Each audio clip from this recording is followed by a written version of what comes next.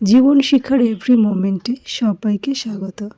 আজকে আমি হাজির হয়েছি সোয়াবিনের এক ইউনিক রেসিপি নিয়ে। আসুন তবে দেখে নেওয়া যাক আমার এই আজকের রেসিপিটা। প্রথমে আমি কড়াইটা ওভেনে বসিয়ে দিয়েছি। দেওয়ার পর এর মধ্যে দিয়ে দিলাম পরিমাণ মতো জল। এবার আমি জলের মধ্যে দিয়ে দেব 1 চামচ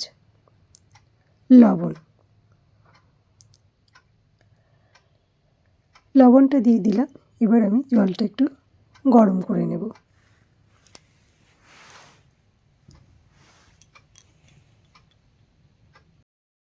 জলটা গরম হয়ে গেছে। এর মধ্যে আমি একে একে সয়াবিনগুলো দিয়ে দেব।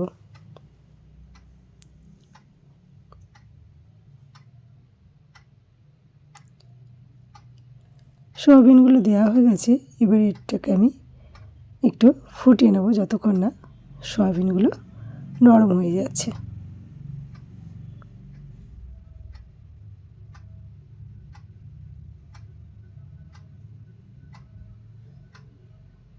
দেখছেন খুব ভালো করে ফুটিয়ে নিলাম। এদিকে সয়াবিনগুলো নরমও হয়ে গেছে। এবার আমি সয়াবিনটাকে অন্য একটা পাত্রে নামিয়ে নেব।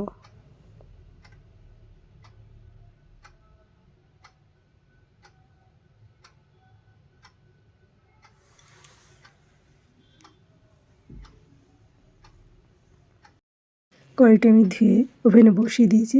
আর এটা গরম হয়ে যাওয়ার পরে এর মধ্যে দিয়ে দিলাম পরিমাণ মতো সরষের তেল। তেলটা গরম হয়ে গেছে, কড়ার গায়ে ছড়িয়ে দিলাম। দিয়ে এবার এর মধ্যে আমি দিয়ে দেব গ্রেট করে নেওয়া পেঁয়াজ। পেঁয়াজটাকে আমি খুব ভালো করে ভেজে নেব। পেঁয়াজটা আমি খুব ভালো করে ভেজে নিয়েছি। এবার আমি এর মধ্যে দিয়ে দেব আগে থেকে তৈরি করে রাখা আদা রসুনের পেস্ট।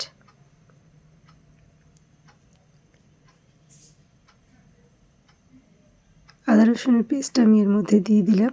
দিয়ে পেঁয়াজের সাথে আদা রসুনের পেস্টটাকে খুব ভালো করে ভেজে নেব যতক্ষণ না এর কাঁচা গন্ধটা চলে যাচ্ছে।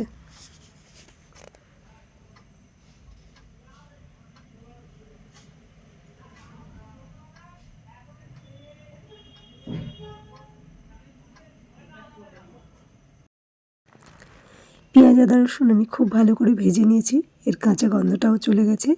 এবার আমি এর মধ্যে দিয়ে দিলাম পরিমাণ মতো হলুদ গুঁড়ো। দিয়ে আমি খুব ভালো করে ভেজে নেব যতক্ষণ না হলুদের কাঁচা গন্ধটা চলে যাচ্ছে। এবার আমি এর মধ্যে দিয়ে দেব 1 চামচ পরিমাণ লঙ্কার গুঁড়ো। এটা দিয়েও আমি খুব ভালো করে মশলাটাকে কষিয়ে নেব।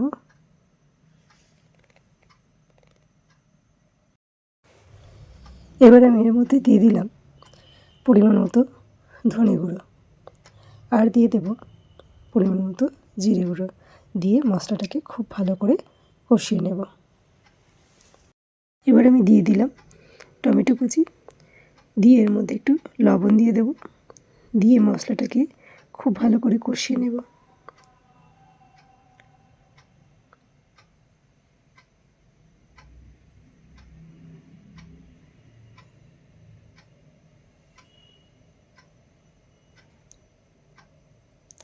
এবার আমি এর মধ্যে দিয়ে দেবো একটু জল, যাতে মশলাটা পুড়ে না যায়। দিয়ে আমি খুব ভালো করে কষিয়ে নেব। মশলাটা খুব ভালো করে কষানো হয়ে গেছে।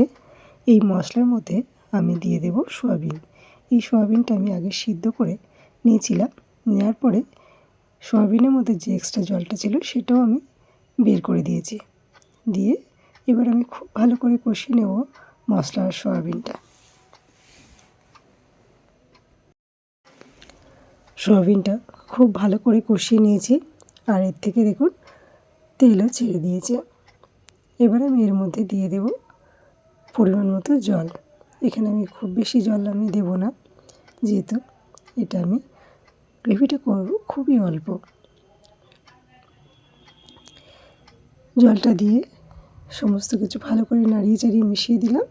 দিয়ে এবার কিছুক্ষণ ফুটিয়ে নেব। এবার আমি এর মধ্যে দিয়ে দিলাম খুব সামান্য পরিমাণ চিনি। চিনিটা দিলাম, স্বাদটা ব্যালেন্স হয়ে যাবে। দিয়ে খুব ভালো করে নাড়ি চাড়িয়ে মিশিয়ে দিলাম। আমার চ্যানেলে নতুন বন্ধু হয়ে থাকলে চ্যানেলটা সাবস্ক্রাইব করে নেওয়ার অনুরোধ রইল। পাশে থাকা বেল আইকনটাকে প্রেস করে দিয়ে অল করে রাখবেন, তাহলে আমার চ্যানেলে যখনই নতুন নতুন কোনো রেসিপি ছাড়বো সবার আগে আপনাদের কাছে পৌঁছে যাবে। এবার আমি লাস্ট অফ অল এর মধ্যে দিয়ে দিলাম গরম মশলা, দিয়ে একটু নাড়ি চাড়িয়ে ফুটিয়ে নেব, নিয়ে এটাকে নামিয়ে নেব। সবাই ভালো থাকবেন, সুস্থ থাকবেন। আজ এই পর্যন্ত। আবার অন্য কোনো দিন হাজির হয়ে যাবো অন্য কোনো নতুন রেসিপি নিয়ে। ধন্যবাদ।